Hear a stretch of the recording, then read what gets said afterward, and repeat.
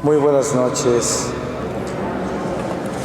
Primero quiero darle gracias a Dios por la bendición y el honor de estar con ustedes. Le quiero dar gracias al Padre por su bendición, por su invitación y por confiarme en su comunidad. Para mí es una dicha estar de regreso aquí en esta ciudad de San Juan, que ya regreso como en familia. Y voy a pedirle al Señor su santa palabra para que en el espíritu de la palabra de Dios podamos vivir este momento de reflexión en el misterio de la Eucaristía, en el misterio grandioso de la adoración y de la oración.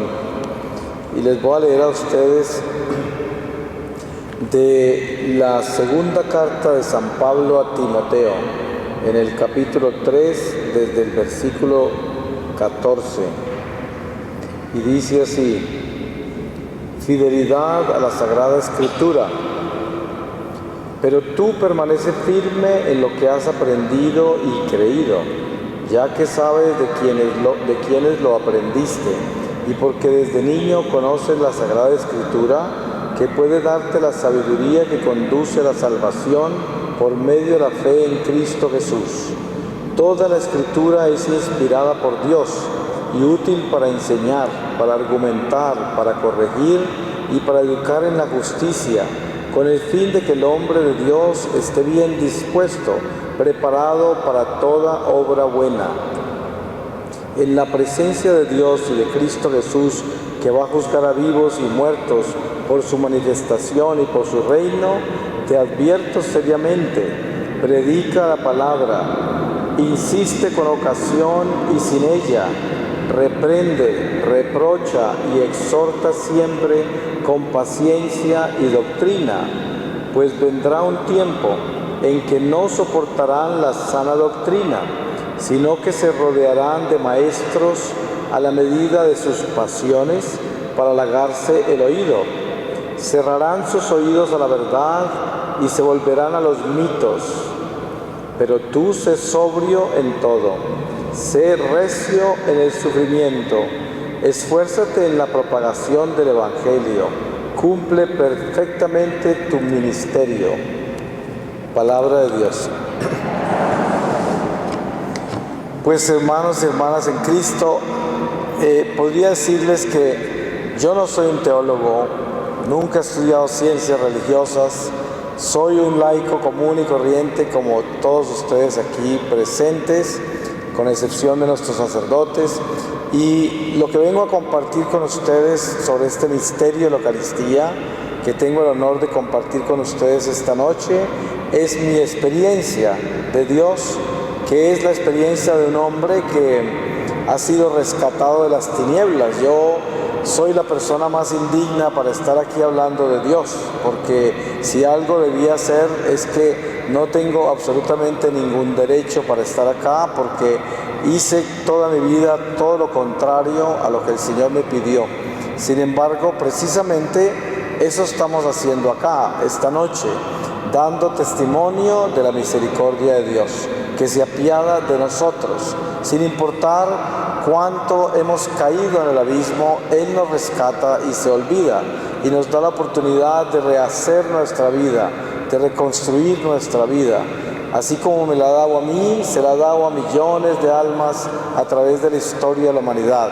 Yo soy un testigo más, y sin embargo, yo diría que jamás haríamos lo suficiente para darle justicia a lo que Dios hace con nosotros, porque todo es misericordia, todo es gracia. No nos merecemos nada, pero Dios nos lo da todo, y es un Padre bueno. Y por eso, hoy que estamos en este templo, estamos reunidos en el Espíritu de Dios, que es el único que puede darnos la fuerza para nosotros venir acá, porque nuestra humanidad es tan pesada en su propia naturaleza que no tendría por sí misma la fuerza para llegar y abrazar el Espíritu de Dios. Pero Dios es tan misericordioso que Él mismo nos provee con ese Espíritu para que abracemos su propio Espíritu. Por eso yo amo mucho lo que San Agustín le decía al Señor, que decía: Señor, dame lo que me pides y pídeme lo que quieras, porque en realidad esa es nuestra verdad, todo es gracia. Yo pienso que nosotros como católicos tenemos una experiencia de Dios de acuerdo al deseo que ha nacido en nuestro corazón de conocerlo más, y sabemos que nuestra Iglesia nos invita a entender el misterio por el cual Dios nos creó, y el Catecismo nos enseña que Dios nos creó por 3 razones: para aprender a amarlo, a conocerlo y a obedecerlo. Y cuando comenzamos a entender las razones por las cuales Él nos creó y nuestro corazón decide obedecer esas razones, entonces comenzamos a caminar hacia adentro de su misterio, nos comenzamos a adentrar en Él. Y ese es el camino del peregrino. El peregrino se adentra en Dios y tiene como meta la casa profunda del océano infinito de Dios. Y eso es lo que hacemos cuando estamos en este templo, que estamos aquí en presencia de Dios vivo, el mismo Dios que le habló a Moisés desde la zarza, el cual dejaba su rostro totalmente iluminado, y el pueblo hebreo no resistía a mirar el rostro de Moisés cuando llegaba de hablar con Dios. Y ese mismo Dios está aquí en el sagrario, y esa misma luz que encendía el rostro de Moisés está encendiendo nuestro rostro.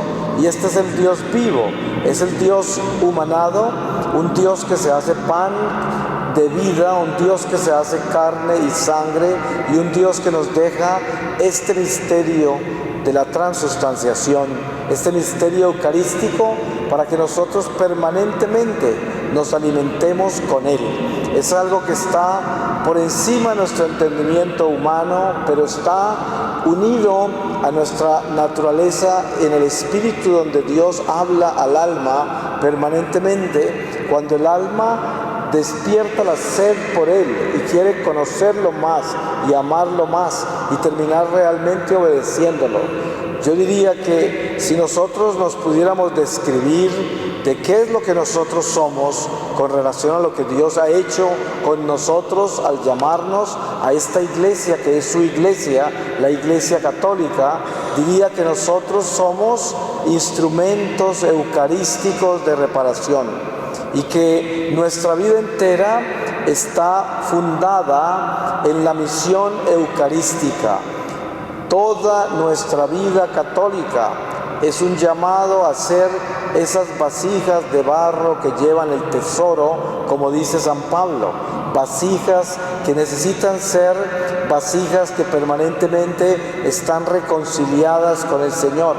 Por eso los misterios de los sacramentos deben vivir como tatuados en nuestro corazón, para que sean nuestra guía, nuestro compás y nuestra fortaleza. Y nosotros no somos seres comunes, nosotros hemos sido escogidos por Dios para un ministerio sacerdotal, y somos responsables de la alimentación espiritual de todas las almas, de toda la humanidad entera, por intermedio del misterio de la Eucaristía. Cuando yo comulgo, alimento las almas. Cuando yo no comulgo por negligencia, porque me alejo de Dios y me dedico a alimentarme de mi propio amor, del amor propio, de mi egoísmo, desnutro las almas. Tengo una responsabilidad enorme y al mismo tiempo tengo una gracia sin fin, sin medida, que es la gracia de ser un instrumento eucarístico de Dios.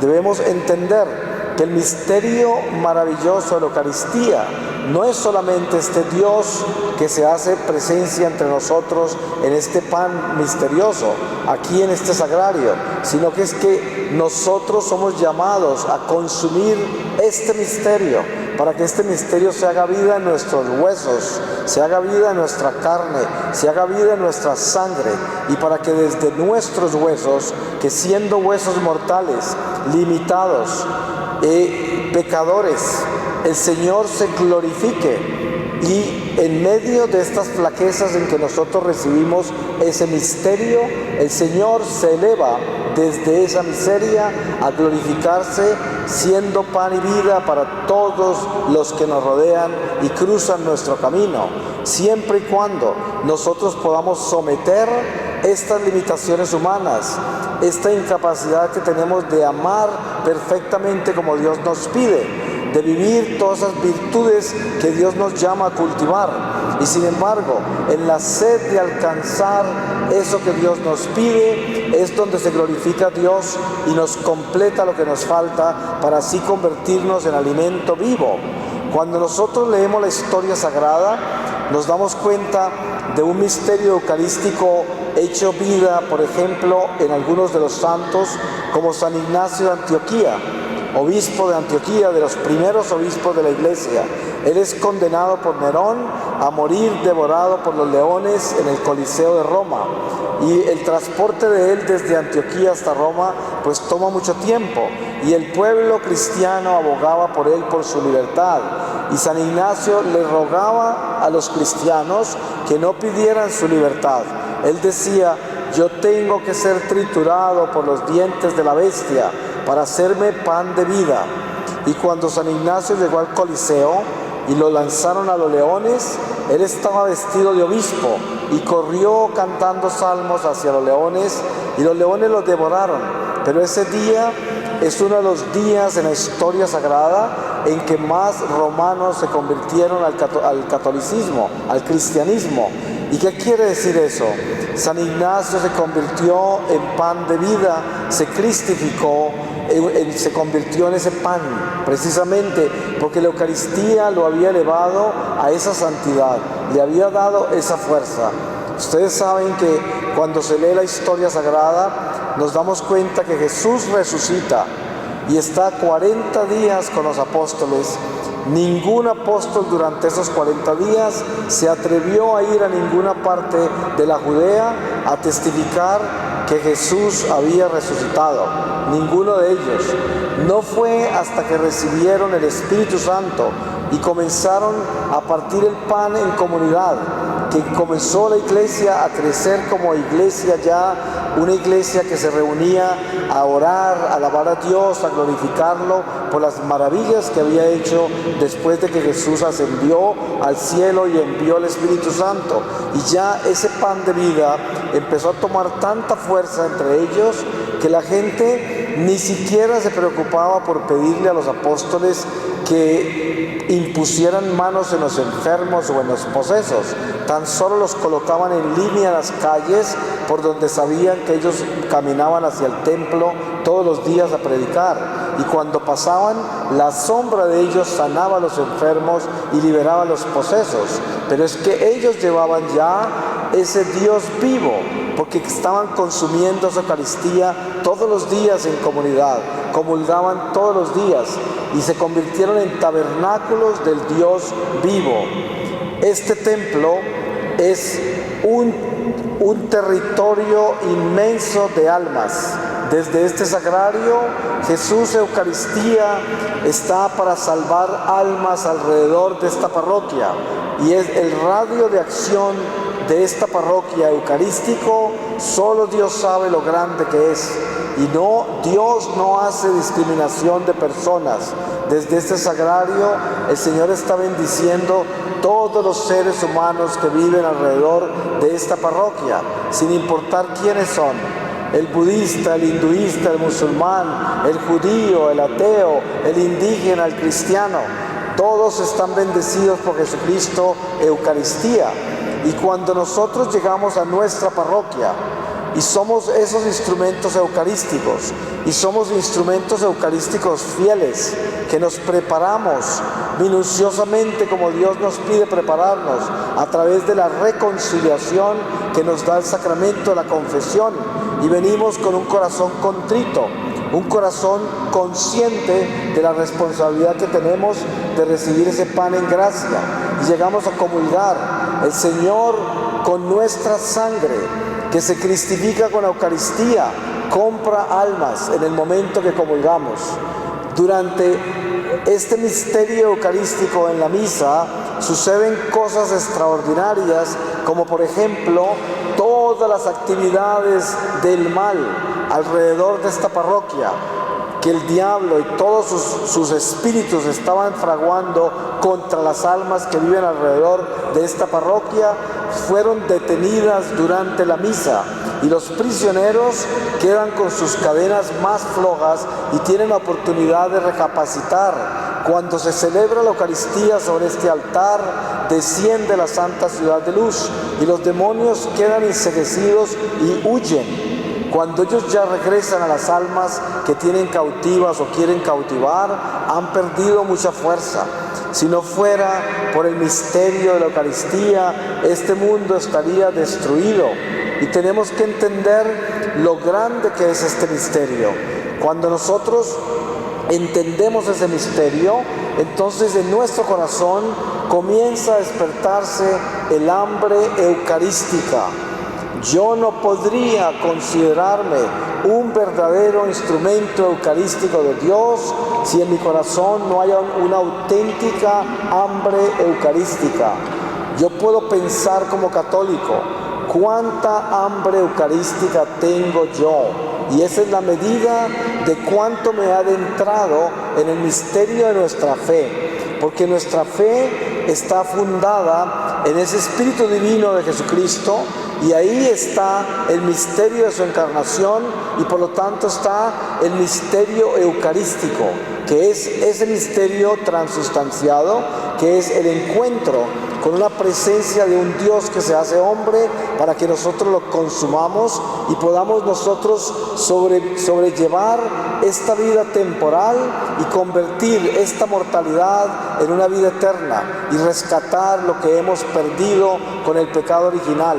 Sabemos que Dios desciende del cielo. El único que ha descendido del cielo es el Hijo, que viene a nosotros. ¿Y por qué desciende? Porque nosotros estamos abajo.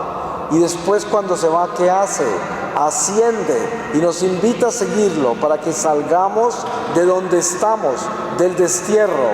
Y por lo tanto, para que nosotros podamos crecer alas y salir del destierro, tenemos que crecer esas alas con el alimento de su amor, que es ese cuerpo y esa sangre que nos dejó, para fortalecernos en una forma tal que seamos capaces de enterrar este cuerpo corruptible y resucitarlo en él incorruptible.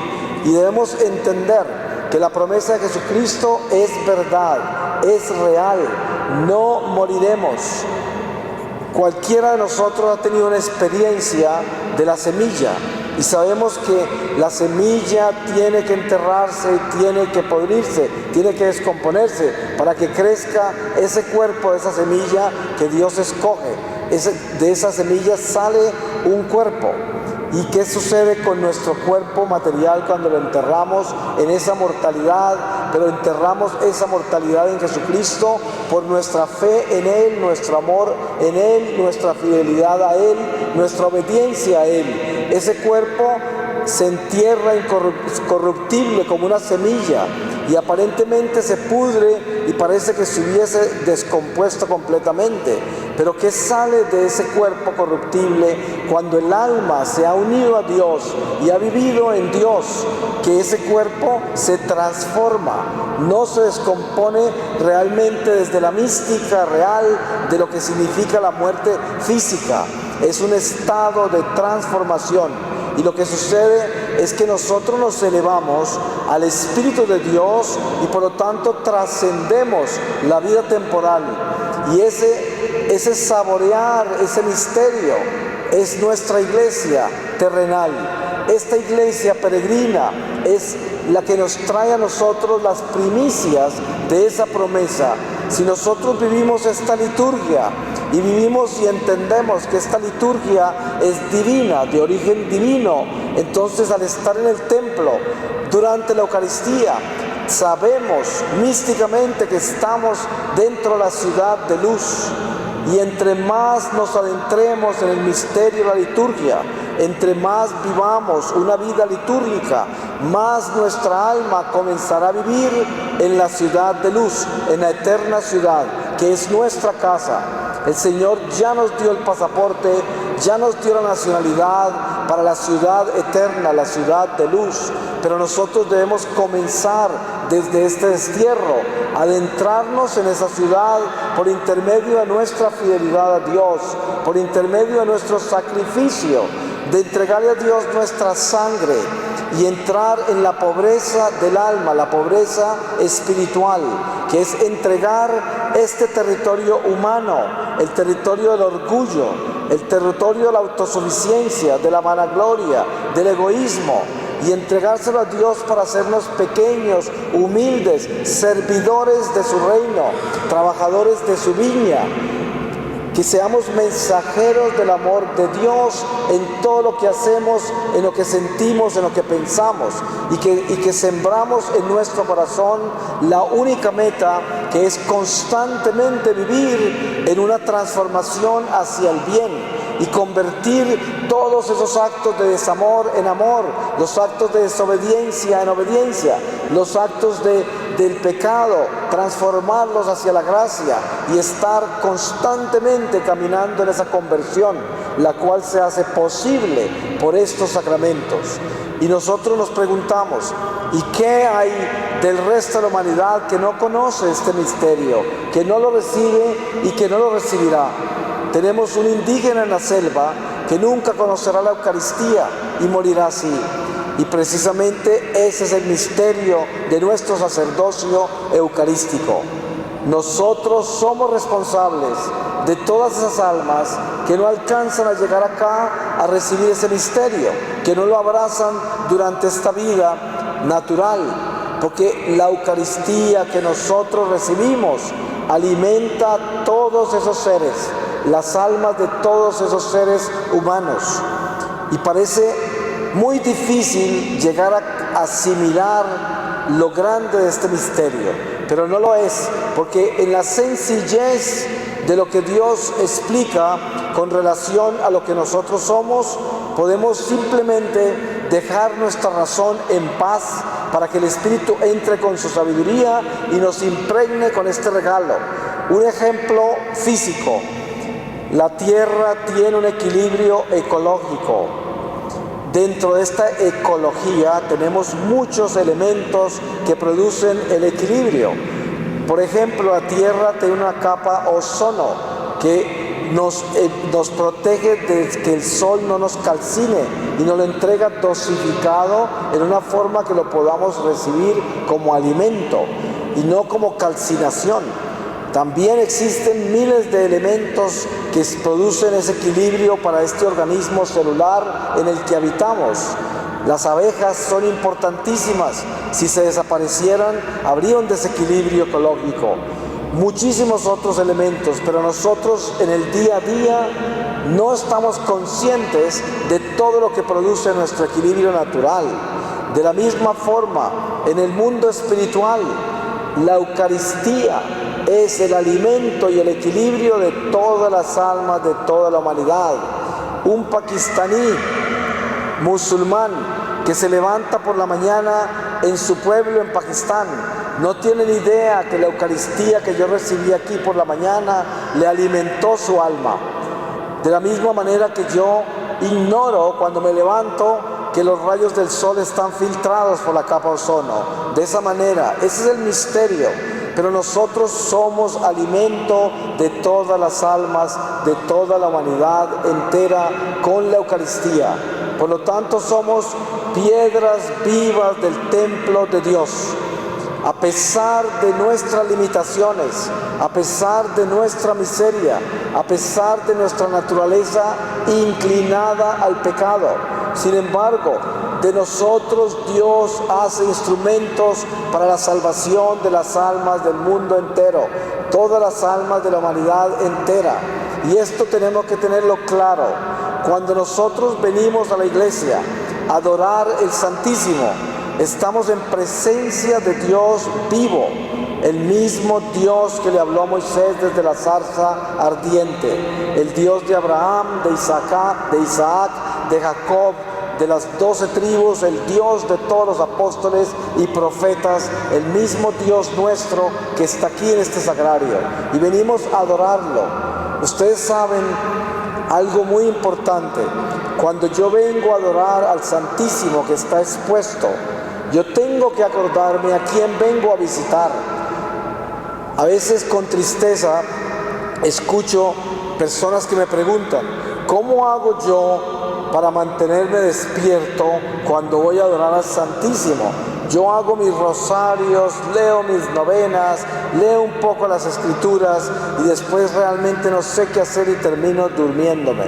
Y yo le digo a la gente, cuando nosotros vamos a visitar una persona muy importante en nuestra vida, a veces hasta compramos un nuevo vestido, un nuevo traje y nos preparamos minuciosamente. Y podemos estar en presencia de esa persona con los ojos abiertos, sin dormirnos, atentamente, jubilosamente, llenos de entusiasmo, por horas. A veces podemos hacerlo por días, porque es una persona importante en nuestra vida. Y yo me pregunto, si nosotros verdaderamente creemos que Dios está vivo en la Eucaristía, ¿cómo es posible que vengamos a adorarlo por una hora y nos quedemos dormidos y no sepamos qué es lo que tenemos que hacer ahí para estar con Él?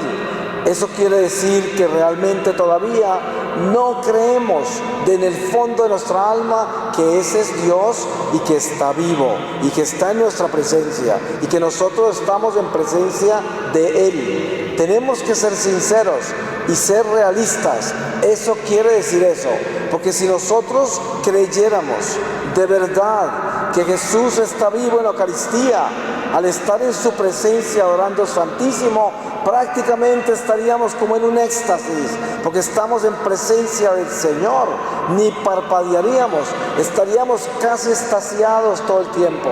Pero obviamente que esto es una invitación a que crezcamos en este misterio, viviendo el ejercicio de nuestra fe, adentrándonos y acercándonos más a ese misterio, llegar a adorar al Santísimo y confesarle al Señor, no porque Él no lo sepa, porque Él lo sabe todo, pero decirle: Señor, aquí estoy, yo quiero que me llenes de ti y que hagas sentir hasta la última gota de mi sangre de que eres tú, el Dios mismo, el Dios vivo que me creó, que está aquí presente en esta hostia, para que yo esté extasiado en tu presencia y para que yo venga aquí a acompañarte, para que en mí se cumpla tu voluntad y para que hagas lo que quieras conmigo aquí en tu presencia.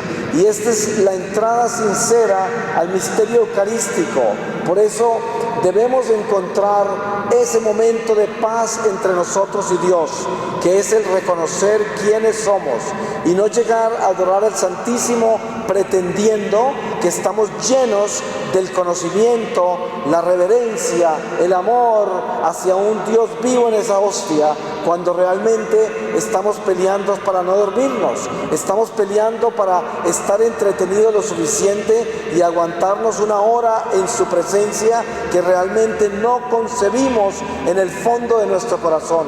Y por eso la invitación a adentrarnos en ese misterio es a entender que adorar al Santísimo es llegar a los pies de Getsemaní. Es Juan, Pedro y Santiago acompañando al Señor a una distancia muy cercana de Él, que las Escrituras lo llamaban a un tiro de piedra, o sea, prácticamente al lado. Y eso es lo que hacemos cuando venimos a adorar a Dios en la Santísima Eucaristía, en la persona de Jesucristo Eucaristía. Venimos a acompañarlo para que suceda lo que sucedió en Getsemaní, pero aún mejor, porque nosotros que ya hemos recibido el Espíritu Santo no vamos a dormirnos. El Señor le rogó a los apóstoles: no pueden siquiera estar una hora acompañándome, no se duerman o pasarán la prueba, porque Él estaba advirtiéndonos. ¿Cuál es la llamada de Jesús a acompañarlo en Getsemaní?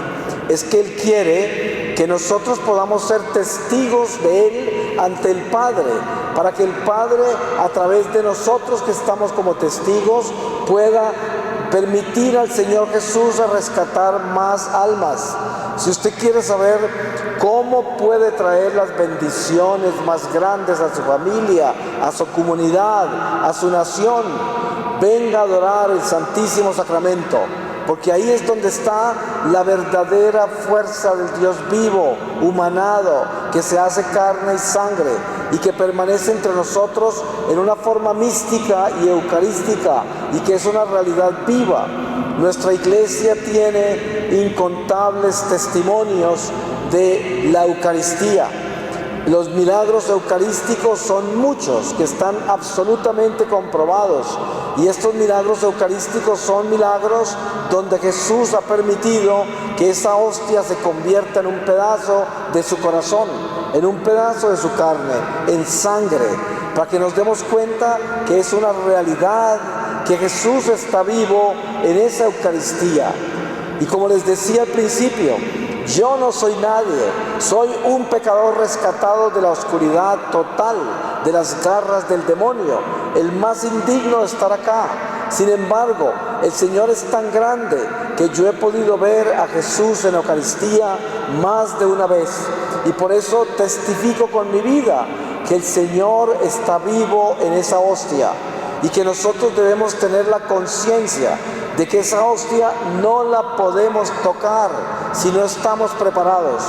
Por eso San Pablo dice, no te atrevas a acercarte al altar del Señor si no estás preparado a comer de ese pan, porque te comes tu propia condenación. Y hoy es el tiempo en que vivimos una desnutrición espiritual tan grande en nuestra iglesia, que la gente ya ni siquiera atiende al sacramento de la reconciliación, y muchos se acercan a recibir ese pan como si recibieran un pan insípido que no tiene nada de Dios en él, y se comen su propia condenación, porque es una realidad de que Dios está vivo ahí. Y ese pan insípido, pan ácimo, es el pan de la vida, porque el llamado del Señor a nosotros es a que nos convirtamos también en panes insípidos, para que nosotros dejemos los condimentos, la levadura. Desen cuenta cómo estamos de engrandecidos, cómo estamos de llenos de sabores, porque queremos ofrecernos como pan para el banquete de la bestia, porque queremos servirnos en el banquete del mundo, en el banquete de la fiesta terrenal. Pero el Señor nos llama a convertirnos en pan insípido, a sacar toda la levadura y los condimentos, para que podamos convertirnos en pan de vida para la salvación de las almas. ¿Cuántos padres de familia hoy, por estar tan llenos de levadura y de condimentos, no son capaces de exhortar a sus hijos a que obedezcan a Dios, porque prefieren mantener la amistad de los hijos que perder su amistad sin importarles perder la amistad con Dios? Prefieren vivir como hipócritas a cambio de perder la amistad de seres humanos, de criaturas humanas. Y este es el principio de la desnutrición espiritual. Por eso hoy el Señor nos exhorta a que abracemos este misterio eucarístico, para que nos demos cuenta que Él es el Dios vivo, humanado, hecho pan de vida, y para que nosotros podamos vaciarnos de nosotros mismos, dejar toda esta levadura, todos esos condimentos, todo esto que nosotros le agregamos a nuestra naturaleza humana para engrandecernos, que dejemos todo esto para que Dios nos convierta verdaderamente en alimento.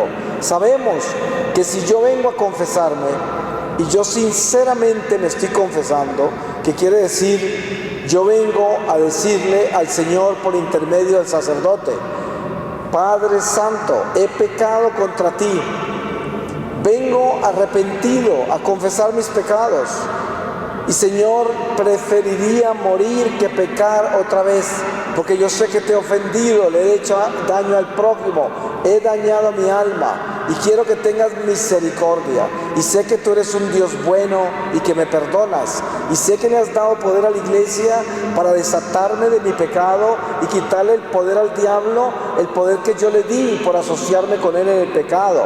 Ten misericordia.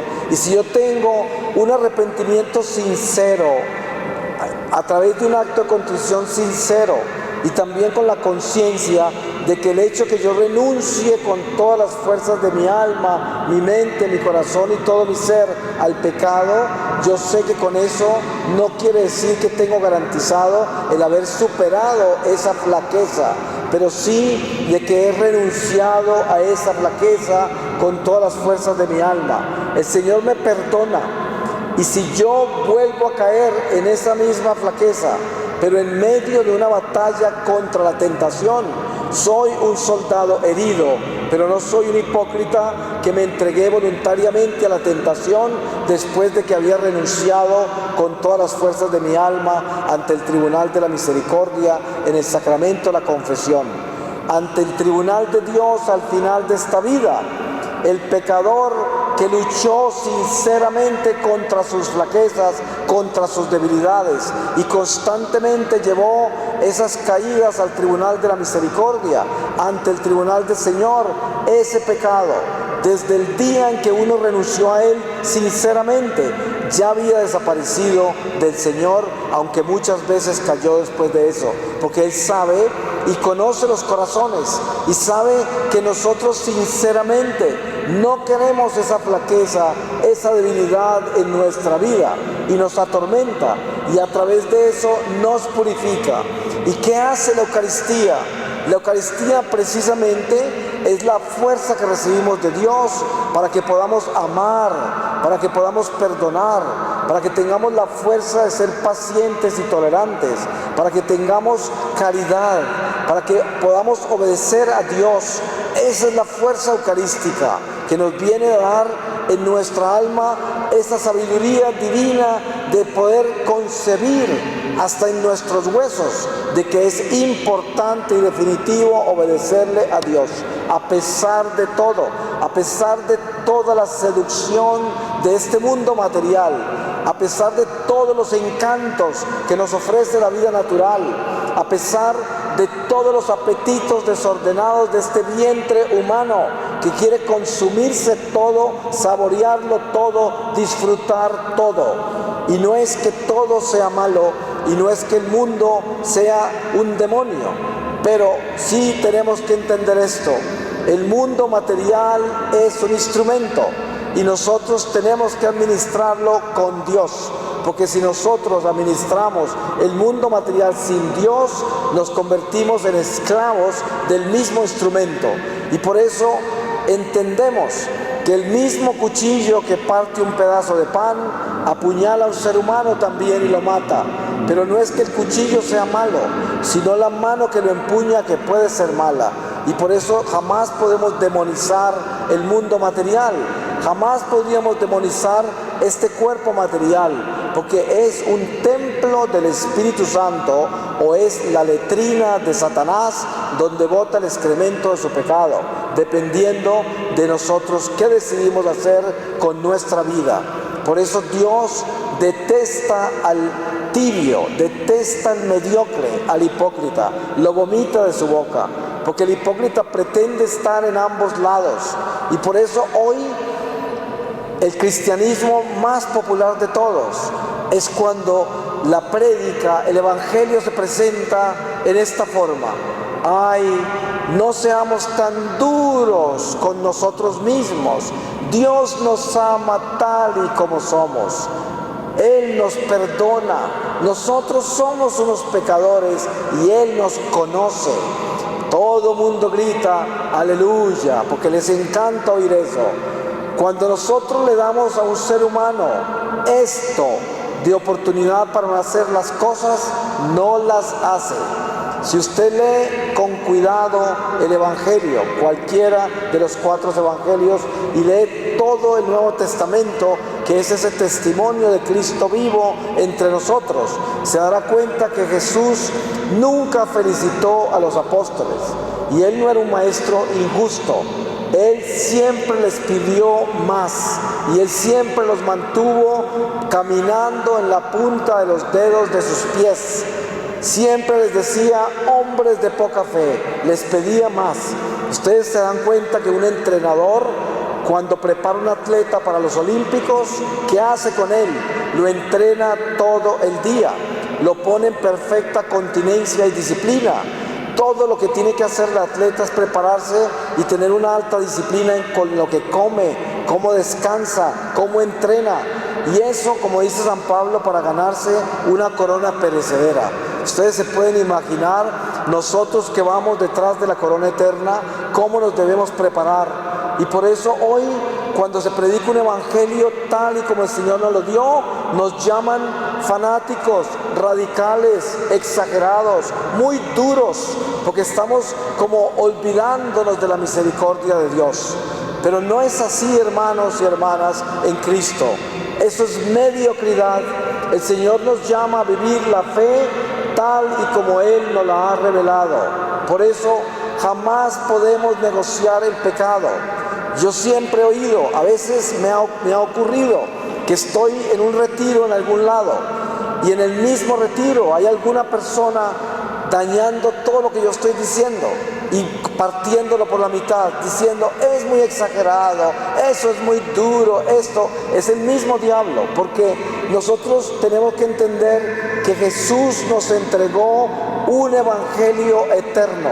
La palabra de Dios nunca pasará. Nadie puede decir que es que en los tiempos de hoy la iglesia tiene que cambiar.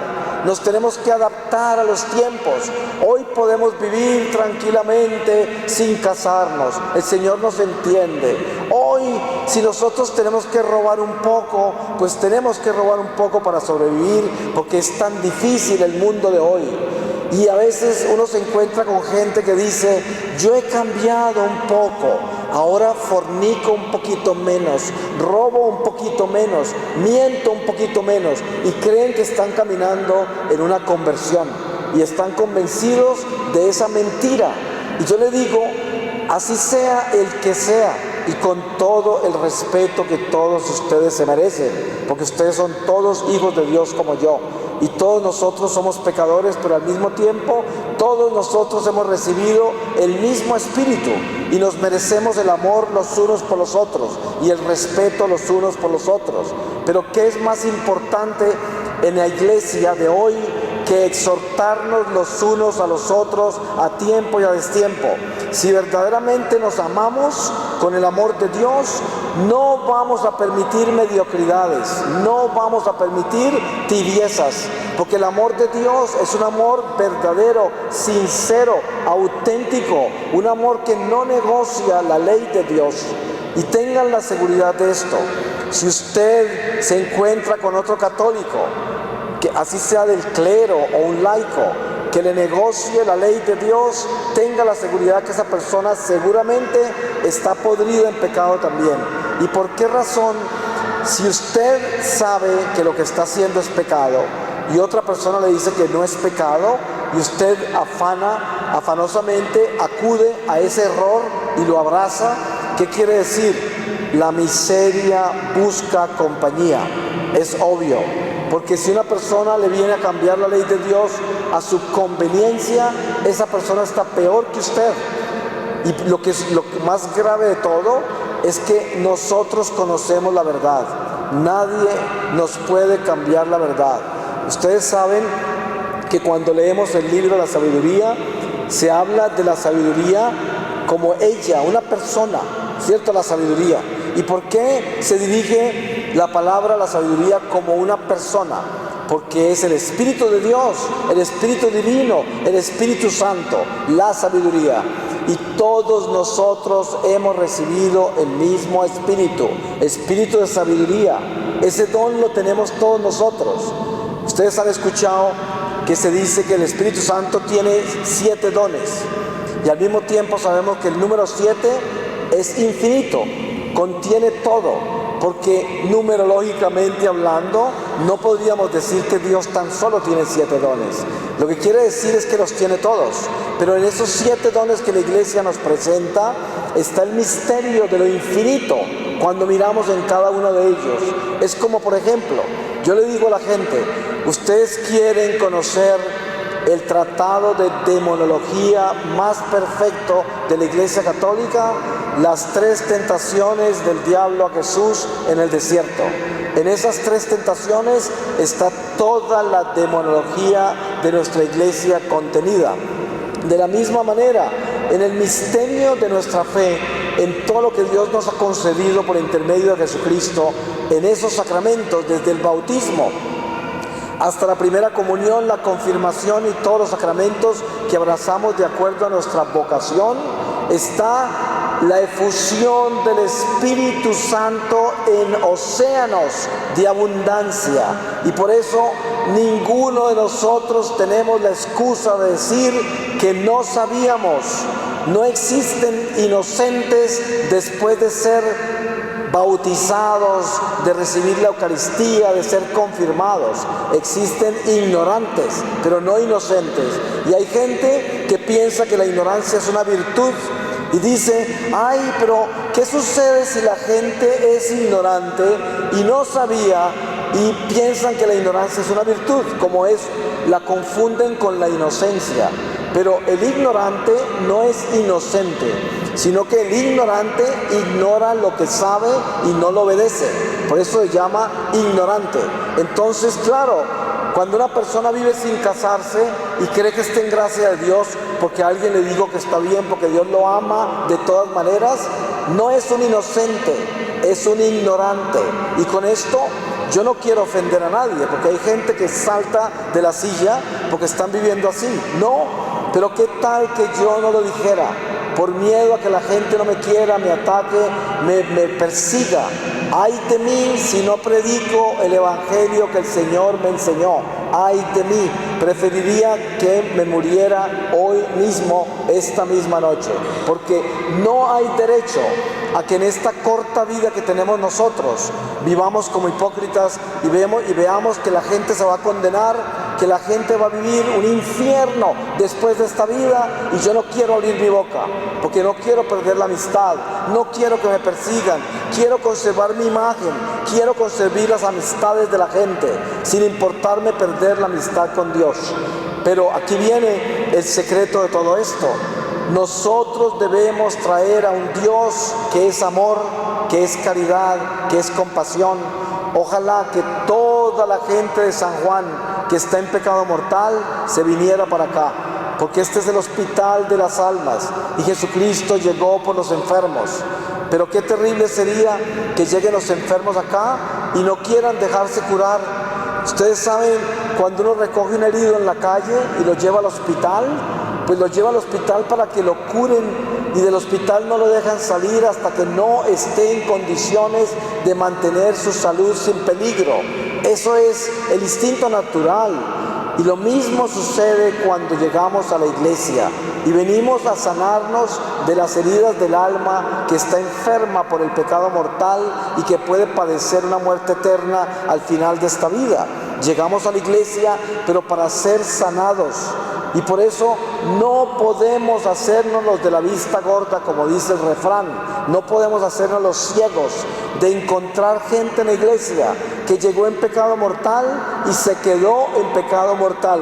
Y nadie les dice nada, porque nadie tiene la valentía de hablar la verdad.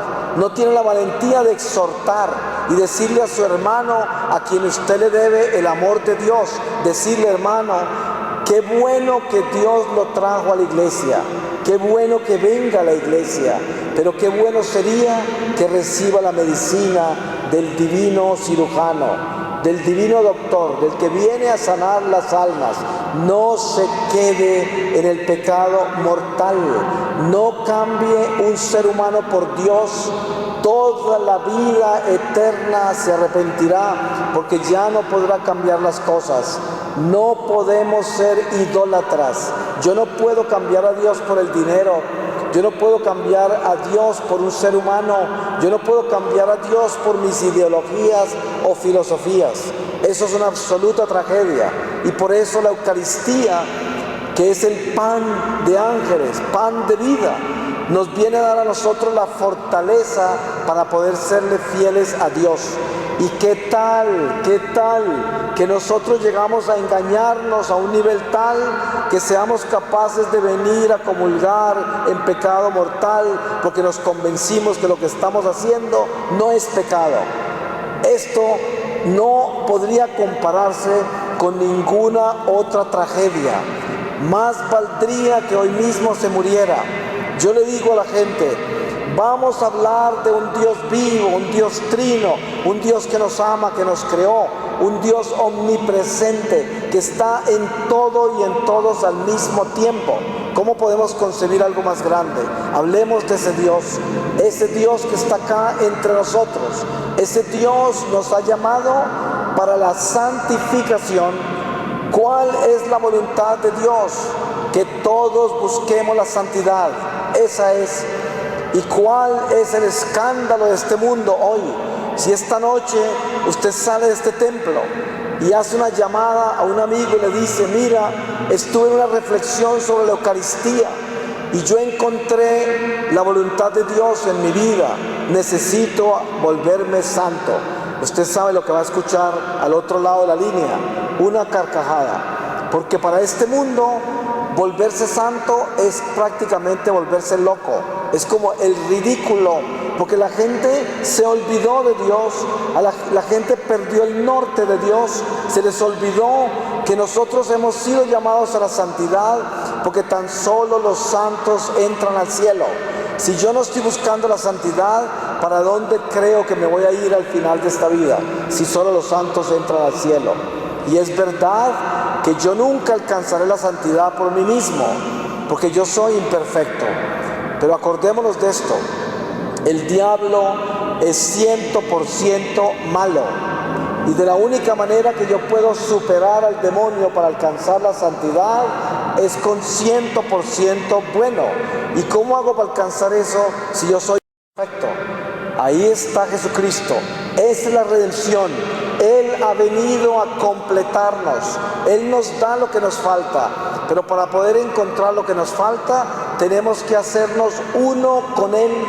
Por eso San Pablo dice: ya no soy yo el que vive, sino Cristo el que vive en mí. Y esto lo tenemos que tener muy claro en nuestra vida. Todos los días de nuestra vida cristiana debemos estar caminando como peregrinos hacia la casa del Padre. Los únicos que pueden llamarse peregrinos en este destierro son aquellos que caminan con el amor de Dios. Los demás están paralizados y no han caminado todavía. Y si se sorprenden así al final de esta vida, han perdido toda la oportunidad que Dios les dio de caminar hacia Él. Y por eso hay tantas tragedias al final de esta vida, porque millones de personas mueren sin haberse preparado y mueren habiendo desperdiciado la oportunidad que Dios les dio durante esta gestación espiritual, que es el encuentro con la preparación de nuestra alma para entregarla al nacimiento eterno, a la plenitud del mundo espiritual al final de esta vida. Y ese es nuestro recorrido. Qué maravilloso que es descubrir el don de la Eucaristía, cuando el Señor nos explica con detalles a través de nuestra fe que ese pan es vida.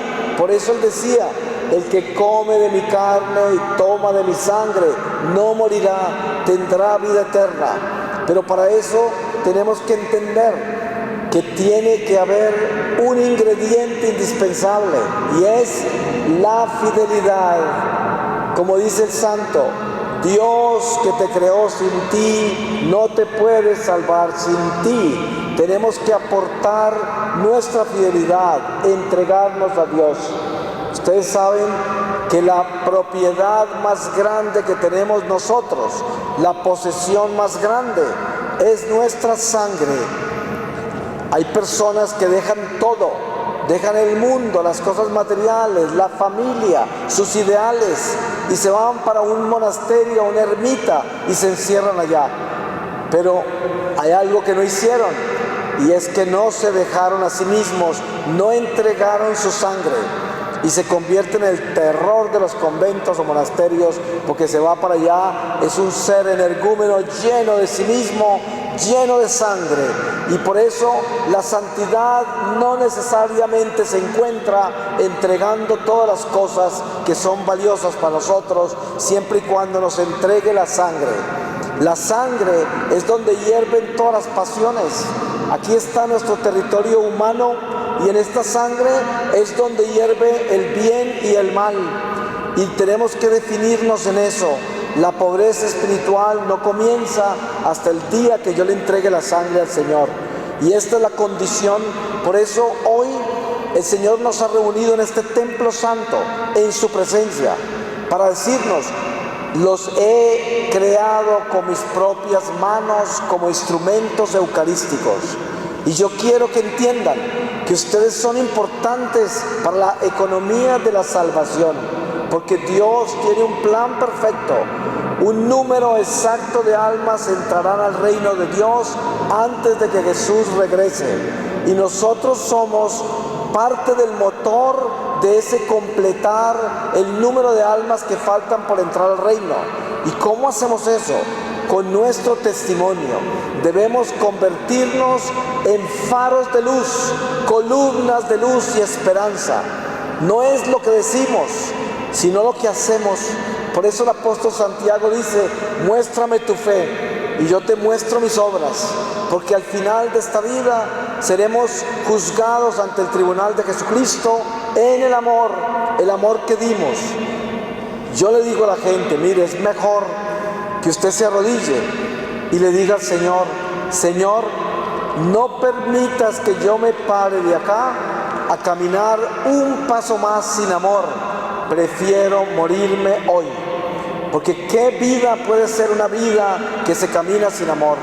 ¿Cuánta gente hay por ahí con unos rostros largos, unas caras de limón, que viven todo el día quejándose, que viven en una frustración constante porque la vida no les ha dado lo que ellos han añorado, y entonces viven resentidos, frustrados, llenos de dudas y de incertidumbres y de depresiones? ¿Y todo por qué? Por el amor propio, porque nunca han amado, porque nunca se han dado, porque nunca han tenido el espíritu de servicio incondicional, el amor de Dios para vivir. Han vivido solos, secos en su egoísmo. Por eso el despertar a las maravillas de nuestra iglesia es el despertar al don maravilloso de la Eucaristía, que es el pan que nos da la fuerza para resucitar estos huesos secos y despertarlos en el amor de Dios, y dejar de quejarnos, dejar de llorar, dejar de protestar por todo, de perder la fe, de tentar a Dios, dejar de odiar al prójimo, de envidiar al prójimo, de juzgar al prójimo, y convertirnos en lámparas, en esperanza. Qué lindo que es ver aquel que vive con el amor de Dios y que le da esperanza hasta los extraños en la calle. Hay veces que una persona que cruza nuestro camino en la calle con una sonrisa nos sana, nos da alegría, nos levanta de nuestro letargo, de nuestra tristeza. Un extraño que nunca hemos visto ni volveremos a ver. Y por eso yo podría decirles: si usted quiere hacer un examen de conciencia de cuánto ama, póngase a pensar en esto. Si la única persona importante en su vida, o las únicas importantes, son sus seres queridos y los seres que usted tiene inmediatamente a su lado, que lo benefician de una forma u otra, y el resto de la humanidad pasa como el ganado, entonces usted todavía ni siquiera ha comenzado a caminar. Usted no tiene nada de peregrino, nada de Dios en su corazón. Por mucho que esté en la iglesia, por mucho que se arrodille, por mucho que ore, si el amor de Dios no está en su corazón para toda la humanidad, usted no conoce a Dios y Dios no habita en su corazón. Y si se muere así y se salva por misericordia, pasará años purificándose, aprendiendo a amar toda la humanidad que pasó como el ganado por su lado, que usted ignoró, y tiene que aprender a amarlos uno por uno. Es muy doloroso eso. Por eso hay gente que se asusta cuando se les dice: hay almas que estarán siglos en el purgatorio. Nadie se imagina por qué. Pues les digo, esta es la oportunidad. Nosotros tenemos que ensanchar este corazón para amar hasta los extraños. Cuando yo estoy en la calle, en una esquina, yo le imploro a Dios, le digo: Señor, no permitas que yo esté parado acá viendo pasar tus hijos como si fuera el ganado. Yo quiero sentir que ellos son hijos tuyos, quiero preocuparme por ellos, quiero entender que tienen alma, quiero entender que también sufren como yo, quiero entender que también gozan como yo, quiero entender que también tienen miedo como a mí me da, quiero entender que son como yo soy. y que debo amarlos también, y especialmente aquellos que no me aman. Porque ¿quién es el valiente que realmente comprende el crecimiento espiritual? Aquel que es capaz de amar al que no lo ama, que es capaz de amar a sus enemigos, que es capaz de vivir incondicionalmente con la gente sin esperar nada de ellos, que nunca lleva una lista de lo que ha dado, nunca le cobra nada lo que dio, no se acuerda de lo que da, porque lo da con amor. Ustedes seguramente han conocido madres o padres o hermanos o amigos que están constantemente dando con una sonrisa así, nunca se quejan, siempre están sirviendo, no quieren nada para ellos y mueren así, y uno ni siquiera supo cuándo se enfermaron, cuándo les dolió, cuándo estaban confundidos, no supimos.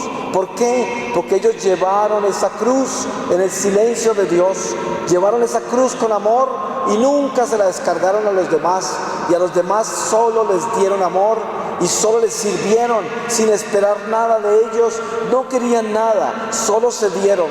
Esos son los santos de entre nosotros, ahí está la santidad.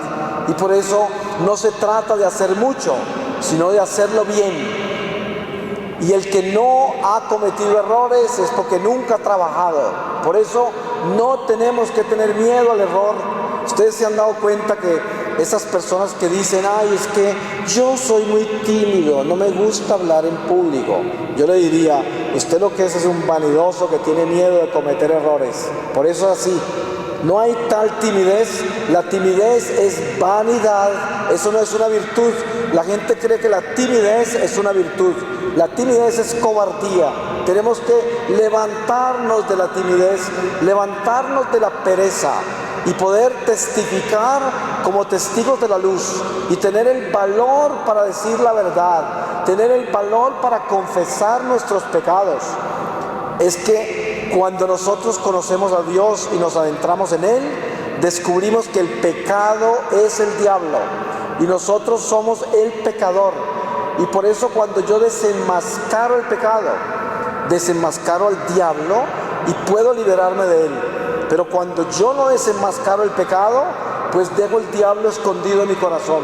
Por eso aquellos que tienen miedo de decir la verdad, de exhortar a sus amigos, a sus parientes, que tienen miedo de vivir la verdad porque piensan que con eso pierden lo que quieren conseguir en este mundo, pues esos son los hijos de la oscuridad. Esos nunca verán a Dios, jamás podrán ver al Señor. Y por eso hoy debemos medir nuestro amor. Cuando usted salga a este templo esta noche, piense cuántas personas de esta ciudad realmente están en su corazón. Cuántas personas de esta nación le duelen a usted. Cuántas veces antes de acostarse prende las noticias y ve que se murió medio mundo explotado en pedacitos, y después apaga el televisor y se acuesta a roncar simplemente como si hubiese visto un video para entretenerse con la sangre y la tragedia de la humanidad, y así se duerme en paz. Esto es una tragedia, hermanos y hermanas en Cristo, porque el cristiano no puede ser así. Si yo voy a ver y voy a tener toda esa curiosidad de lo que pasó hoy en el mundo, más vale que lo haga para orar por ellos, para llorar con ellos, para acompañarlos, porque lo contrario no prenda ese tubo, porque todo lo que ve ahí estará escrito contra su alma en el libro de la vida eterna. Por eso, ojo con lo que oye, ojo con lo que mira, ojo con lo que habla, ojo con lo que siente, ojo a dónde caminan sus pies, ojo qué es lo que abraza en sus brazos, porque todo eso está escrito. Y por eso el Señor en su misericordia nos llama a vivir el misterio de los sacramentos. Cuando entendemos el pecado y sabemos que estamos en pecado y que hemos hecho cosas malas, corremos al tribunal de la misericordia. Y cuando yo vengo a pedir perdón al confesionario, ¿sabe qué estoy haciendo yo? Estoy aumentando las gracias para toda la humanidad entera. Ustedes saben cuántas personas no saben nada de este sacramento y nunca se confesarán. Pues yo me confieso por ellas. Y yo sé que esto suena extraño. Les voy a poner un ejemplo de lo que es el verdadero amor de Dios. A veces nosotros estamos participando en un cenáculo de oración y se está rezando el rosario, y antes de empezar el rosario se colocan las intenciones. Entonces uno está: Señor, te pido por mi hijo para que, con una intensidad increíble, para que mi hijo esto se sane y esto y lo otro, y por mi abuela, y por mi sobrino, por mi amigo, y después: y te pido por la conversión de todos los pecadores de todo el mundo, sin pasión, sin amor, sin interés, porque es algo por allá lejano que no me toca a mí, que está por allá en el éter. Desen cuenta el desamor tan increíble que tenemos ante Dios. Esa oración no vale nada, porque si el único interés que tengo yo con tanta pasión son mis problemas personales, mis seres queridos, y los demás pasan como el ganado, y la conversión de todos los pecadores, y apiádate del obispo y el papa y los jerarcas de la iglesia, acuérdate de mi mamá, ¿sí? Porque esto es lo que tenemos que entender. Nuestra naturaleza humana tiende al egoísmo, tiende a la vanagloria, tiende a ese amor propio, y eso es lo que tenemos que derrumbar. Eso es lo que tenemos que demoler para que podamos ser hijos de Dios, pequeñitos, humildes, servidores incondicionales, que busquemos el bien los unos de los otros y que no nos juzguemos, porque el denunciar el pecado no es juzgarnos, el denunciar el pecado es proteger al pecador. De eso se trata. Pero yo no denuncio al pecador, yo no acuso a la mujer adúltera o la juzgo, no, porque ella es una pecadora. Yo denuncio el adulterio, que es Satanás. Yo no voy a juzgar el homosexual y a denunciarlo y a hacer un espectáculo de él, no, porque él es un pecador y Dios lo puede perdonar y convertir. Pero yo sí denuncio el homosexualismo, que es Satanás. Y yo no denuncio y juzgo al ladrón, porque ese es un hijo de Dios, un pecador, y se puede arrepentir y Dios lo puede perdonar. Pero yo sí denuncio el robo, que es el diablo, y eso tenemos que tenerlo claro. Por eso, ¿a qué es lo que el Señor nos llamó? El Señor nos llamó a la santidad. ¿Y cómo se gana la santidad? Se gana abrazando a Jesucristo, que es el único que nos puede completar lo que nos falta. Pues yo le voy a pedir al Señor Jesús su santa palabra para terminar esta reflexión. Pero antes de eso, yo quiero rogarle a Dios que en esta parroquia y en esta querida San Juan, los católicos entiendan la fuerza tan grande que hay en la Santísima Eucaristía, el poder tan grande que hay en la adoración al Santísimo. ¿Cuántas horas se gastan ustedes viendo televisión? ¿Cuánto tiempo se gastan leyendo revistas inútiles? ¿Cuánto tiempo se gastan en una esquina hablando con un amigo de cosas triviales? ¿Cuánto tiempo se gastan en un sofá de la casa haciendo nada? Inviertan las cosas bien y acumulen tesoros en el cielo. Esta vida es un instante en la eternidad. Inviertan su economía, volteen sus prioridades y dedíquense a adorar al Santísimo todas las semanas. Yo le digo, en mi comunidad, todo el que llega a la comunidad, yo le digo: ¿usted quiere pertenecer a esta comunidad? Como es de laicos y son laicos voluntarios, le digo, la primera condición es 4 horas de adoración semanales. ¿Ustedes creen que eso es difícil? 4 horas, a veces una persona se pasa 4 horas viendo televisión en una sola noche, y después les queda imposible hacer 4 horas de adoración en una semana. ¿Se dan cuenta lo mal que estamos? Y por eso tenemos que despertar.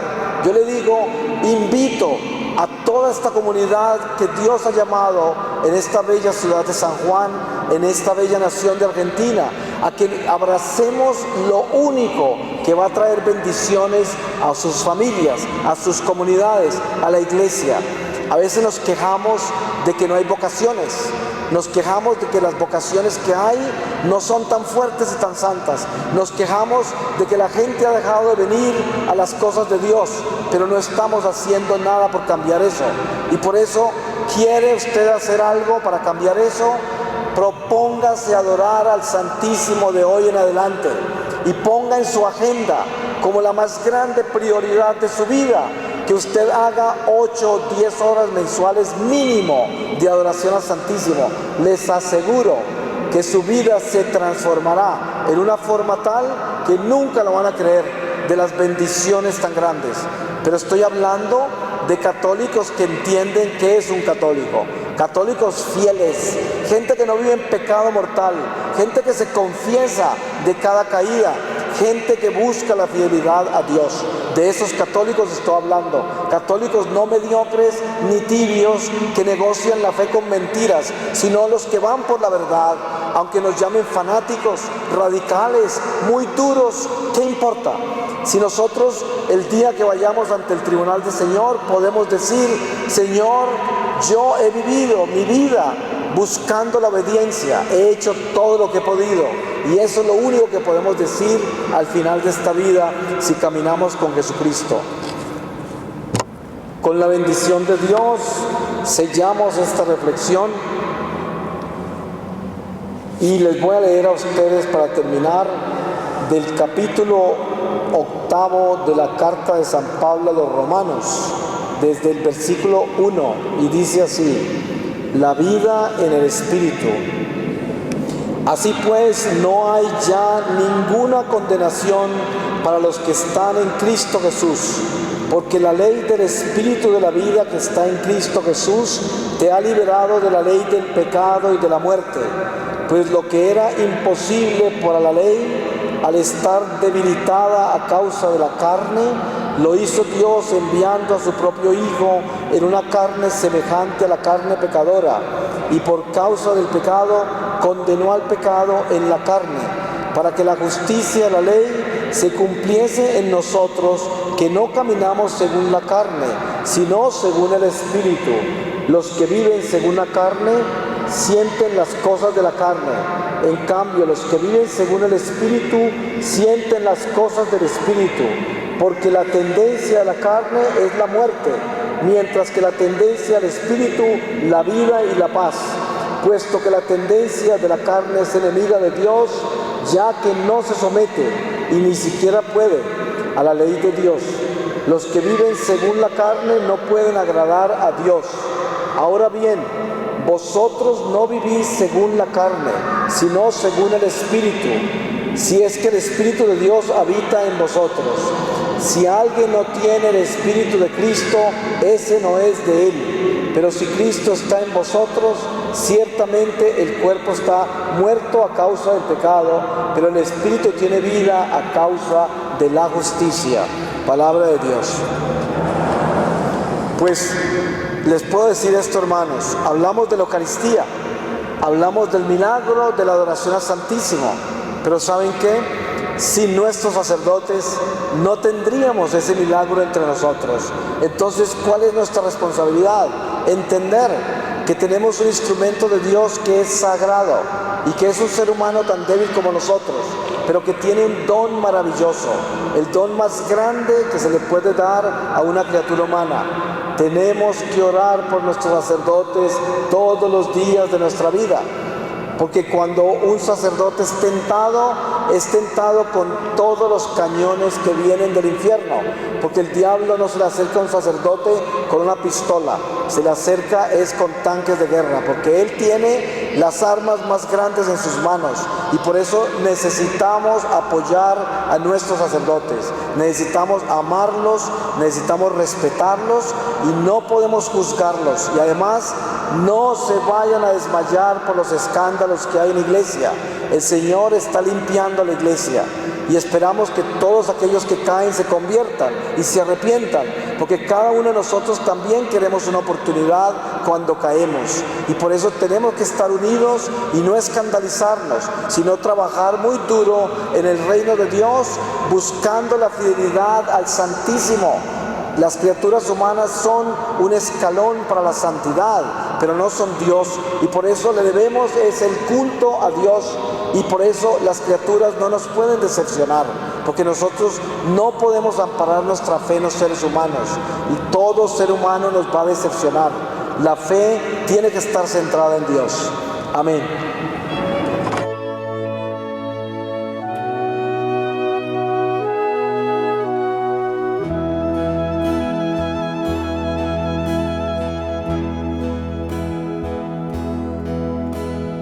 Llena